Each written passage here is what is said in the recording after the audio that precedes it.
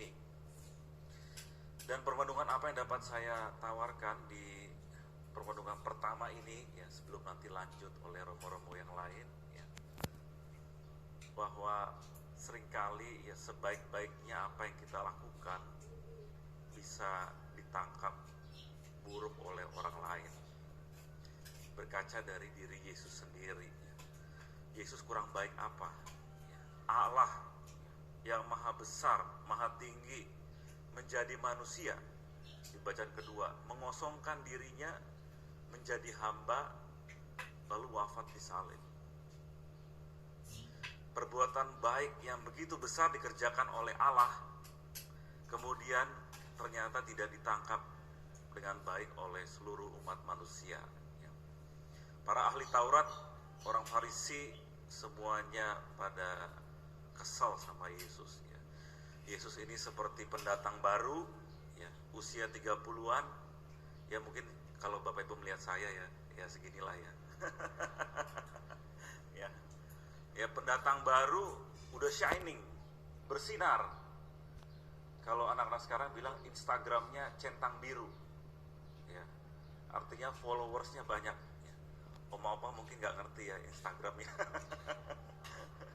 Ya. Artinya pengikutnya banyak. Ya.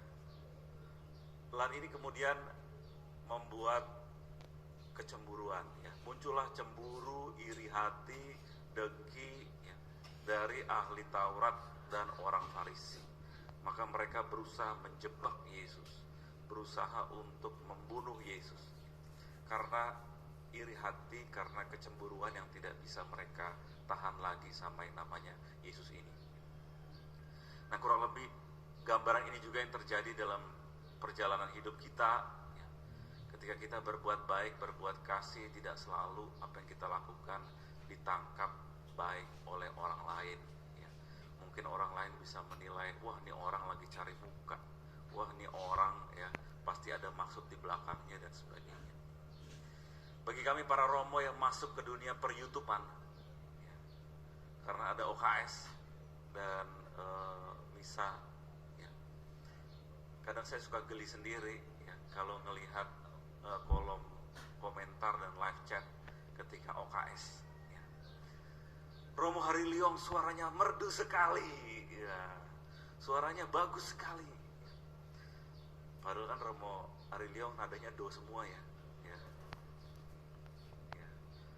Di da da da da da da da da da da di ya. Nadanya do semua, tapi ya kemudian suaranya, wah, Romo Liong suaranya merdu sekali, bagus sekali, ya. Tapi kemudian juga ada yang komennya bisa wah ini Romo-romo ini ya kok keluar kata-kata seperti ini, ya, atau wih Romo ini kok Romonya pakai kaos kaki warna-warni gitu ya, wih apa-apaan nih Romo beginian nih gitu ya. Jadi selalu apa yang kita usahakan, yang kita coba lakukan, mungkin maksud kita baik, memberikan variasi, memberikan hiburan, tapi ternyata tidak selalu ya dianggap baik oleh orang lain. Ini hanya contoh kecil yang ingin saya katakan, ya. Seringkali kita menghadapi situasi seperti itu sama seperti Yesus sendiri yang berusaha melakukan yang terbaik bagi umat manusia, tetapi kemudian tidak semua manusia menanggapi tawaran cinta kasih. Maka Bapak Ibu, saudara-saudara yang terkasih, jangan berhenti ya, berbuat baik. Palma mengingatkan kita, kemuliaan itu akan berlalu, ya, sorak-sorai akan berlalu. Begitu pula kesengsaraan, kesedihan kita pun ada masanya, ya. Karena ada salah satu ya orang bijak yang berkata, untuk setiap waktu itu ada masanya, ya. Mungkin sekarang lagi saatnya senang, ada saatnya duka, tapi semua itu akan berlalu. Dan yang tidak akan berlalu adalah sabda Tuhan. Yang tidak berlalu adalah iman kita kepada Tuhan. Akan selalu ada ketika kita senang, ketika kita sedih, asalkan kita mau tetap berjalan bersama dengan Yesus, memanggul salib kita menuju Golgota, dan akhirnya nanti kita akan bangkit bersama dengan Yesus dalam kemuliaan abadi di surga. Tuhan Yesus memberkati. Amin. Sekarang saya akan khotbah akan dilanjutkan oleh romo tamu kita. yang bernama Romo Levi. Levi bukan sembarang Levi, ya. Levi di sini bisa Levi jeans, ya, bisa Leviathan, ya. Kita panggil saja Romo Levi yang jauh-jauh dari Paroki Bekasi untuk datang ke sini bersama dengan kita merayakan Minggu Palma. Silakan Romo Levi.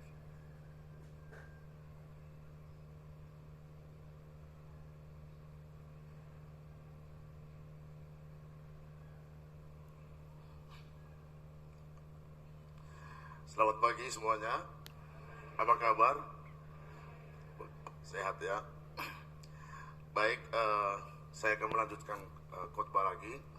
Tadi Romo Yus bilang, Romo nanti khotbahnya 5 menit. Saya bilang Romo kelamaan itu. Karena kita di Arnolus itu khotbah harus pendek-pendek. Tidak juga sih. Bapak Ibu, suster, saudara-saudari, rekan-rekan OMK dan anak-anak sekalian. Tadi Romo Aji dan Romo Nofri dan serta Romo Yus sudah menyinggung tentang hal-hal penting berkaitan dengan Pekan Suci yang diawali oleh Minggu Palma. Dan Tuhan Yesus juga tadi sudah disinggung juga.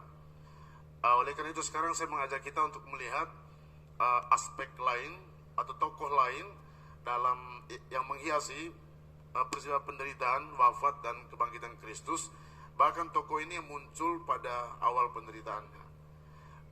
Bapak Ibu saudara-saudara sekalian, para suster, para romo dan frater, sebetulnya walaupun penderitaan, wafat dan kebangkitan Kristus itu sudah merupakan rencana dari Allah Bapa, tetapi kita melihat ada tokoh lain yang berperan secara manusiawi dalam proses penderitaan Kristus.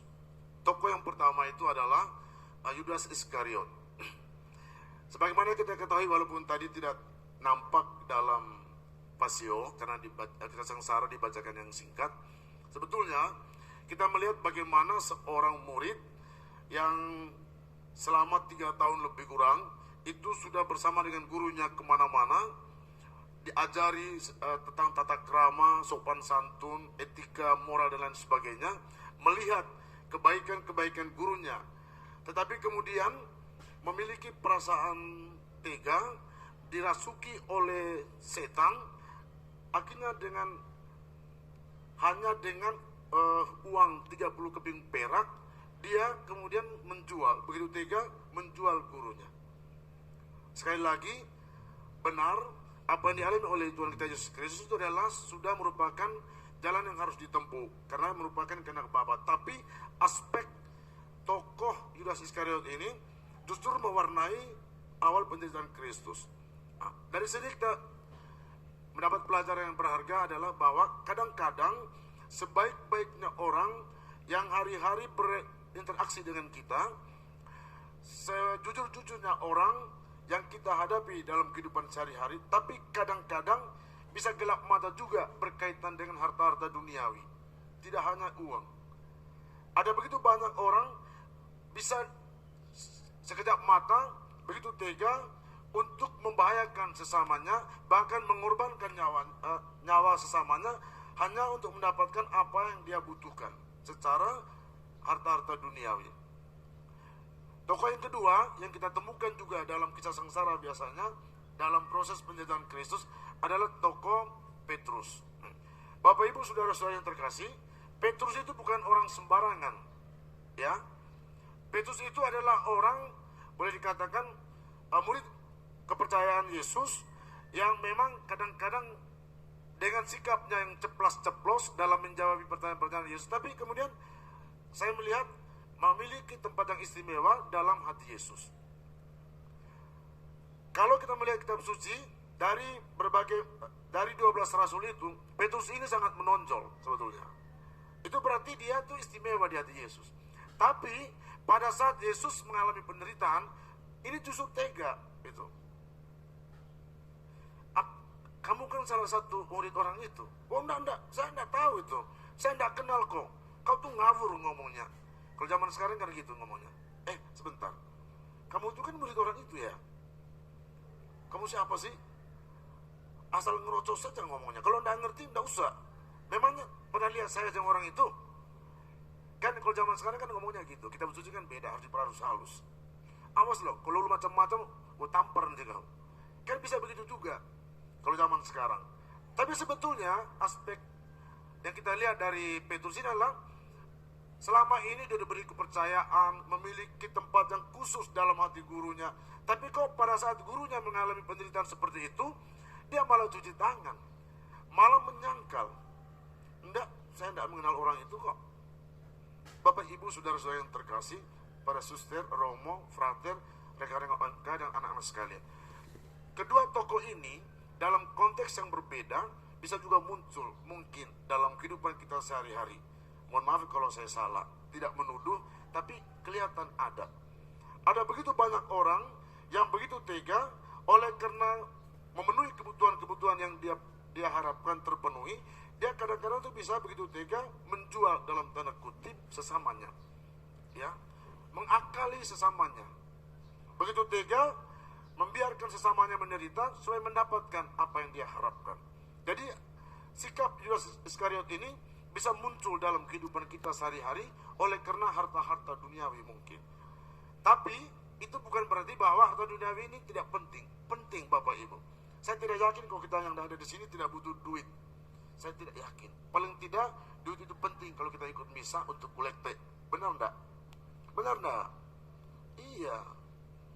Di luar itu bisa tukar dulu dong ini. Nah, tukar. Yang 100 ditukar jadi 50-50. Kan lumayan kolektenya gede itu. Tapi kita butuh duit paling tidak. Terus dari rumah ke sini masa kita tidak butuh BBM misalnya untuk kendaraan. Itu kan mampir dulu kita nanti ke mana? Pom bensin. Ya kalau sampai sana ya harus kasih duit. Kalau ya tidak mungkin lah. Kecuali kalau itu BBM-nya nenek kita ya mungkin bisa dikasih-kasihin. Kita butuh. Di luar duit itu butuh. Tapi Bapak Ibu sekalian, kebutuhan kita akan duit atau harta-harta yang lain jangan sampai buat kita gelap mata, tega mengorbankan orang lain untuk mendapatkan itu semua.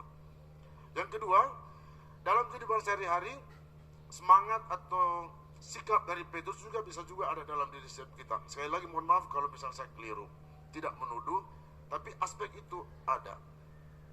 Ketika orang lain baik dengan kita akan baik secara spontan. Orang mengasihi kita dengan tulus, kita akan mengasihi kalau kita mendapatkan sesuatu. Tapi tidak jarang ketika orang itu melakukan kesalahan, langsung kita tendang. Kita menyangkal, untuk apalah itu. Dari dulu saya juga sebetulnya tidak senang itu, hanya saya terpaksa aja. Kenapa? Kita tidak mendapat keuntungan dari orang itu lagi. Oleh karena itu, dalam awal pekan suci ini kita diajarkan untuk menyadari sikap Yudas Iskariot dan Petrus itu dalam diri kita masing-masing. Mudah-mudahan kita tidak melaksanakan itu ke depannya karena Tuhan Yesus tidak suka dengan sikap-sikap itu. Bapak Ibu, saudara-saudara yang terkasih, saya pada awal bulan April ini mau berterima kasih banyak kepada pihak Samadi dan Romo Yus, komandonya, atas kesempatan diberikan kepada kami dari Paroki Bekasi, Gereja Santo Aloysius Jansen, untuk mengikuti kegiatan selama di Samadi ini, entah misa atau OKS atau yang lain, untuk penggalangan dana sebetulnya. Tadi saya dibisik Romo singgung dikit gitu. Jadi sudah minta izin saya sebetulnya. Terus Romo, kita penggalangan dana untuk pembangunan gereja di salah satu stasi kita, itu stasi Rawalumbu. Kalau nama gerejanya itu nanti Santo Yohanes Paulus II. Rawalumbu itu di daerah Bantar Gebang, di lokasinya bersebelahan dengan sekolah Santa Lucia, sekolah yang dikelola oleh suster KSFL. Jadi Bapak Ibu sekalian, kami berharap bahwa rezeki yang Bapak Ibu miliki, mohon berbagi untuk kelancaran pembangunan gereja di sana. Memang pembangunan gereja sudah tahap pertama sudah selesai, artinya fondasi dan strukturnya sudah sampai ke atapnya. Tapi gereja kita itu masih bolong semuanya karena belum ada dinding. Pernah kami diarahkan dari keuskupan untuk memakainya, tapi kami tidak berani karena gereja itu ada di lantai 2. Di basementnya kita pakai untuk parkiran sehingga tinggi, karena tidak ada dinding belum ada, jadi saya tidak mengambil resiko. Kalau kita misalkan umatnya sasti itu sekitar 8.000-an orang, takutnya nanti mereka berdesak-desakan malah jatuh, atau anak-anak berlari-larian orang tuanya tidak lihat malah jadi korban, atau romonya kepleset gerejanya belum jadi, romonya udah keok, ya susah nanti. Jadi sekarang kami masih menggunakan perayaan, tapi jangan didoakan. Doakan bangunan gereja, jangan mendoakan romonya keok. Gitu. Sekarang kami kegiatan-kegiatan ada di aula outdoor yang milik gereja, milik sekolah, itu antara gedung SD dengan SMP kita di situ. Jadi hari ini sekarang ini juga di sana sedang ada misa Minggu Palma. Kita perkirakan dihadiri oleh 4.000-an umat di situ, yang lain ke gereja Arnoldus. Jadi kita memiliki 2 stasi, satunya di yang tadi saya cerita, satu lagi di Cibitung. Di Cibitung itu kita sekarang misalnya di Saung. Saung itu bisa masuk 500 orang. Kebetulan dari teman-teman di sekitar memberi izin, ya saya bilang permanen aja sekalian, kasih beton biar tidak dibongkar jadi aula outdoor nanti kalau ke depan. Selama ini kita misa di situ 2 kali. Kalau untuk Sacira Balumu tadi itu 2 kali, minggu kedua dan minggu keempat.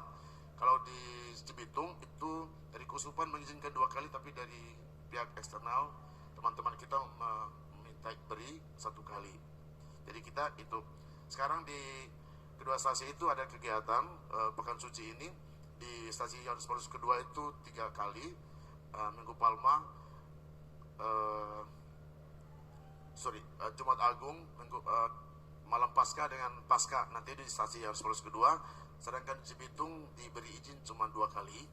Kita menjadwalkan 3 tapi cuma 2. Jadi hari ini ada misa di situ di Saung itu, dan nanti Jumat Agung. Sedangkan yang malam Paskah dengan Paskahnya kita kayaknya belum ada rezeki, jadi umatnya harus ke gereja gitu. Mohon doanya Bapak Ibu sekalian, dukungan tidak hanya untuk bangunan gereja walaupun itu yang paling utama, tapi juga untuk kenyamanan kita di kedua stasi, karena memang masih membutuhkan support yang kuat dari pihak teman-teman kita di sekitar itu. Semoga Tuhan berkati kita selalu. Terima kasih Romo Levi. Bapak Ibu, ada 3 catatan kecil terkait misa hari ini. Yang pertama, saya bahagia sekali karena suasana misa ini nyaman, matahari bersinar cerah, semua umat dapat kursi, karena kita nggak tahu yang ikut misa di Samadhi itu berapa. Ya. Lalu juga dekorasinya bagus. Ini adalah sumbangsih dari Ikatan Perakai Bunga Indonesia. Jadi ada beberapa tempat yang terpilih, salah satunya Kedutaan Besar Vatikan, dan juga berarti Samadhi disamain dengan Kedutaan Besar berarti ya, Kedutaan Besar Samadhi ya. Sampai nanti Paskah mereka akan mendekor tempat kita, maka syukur pada Allah. Ada frater-frater CCM yang bersuaranya empuk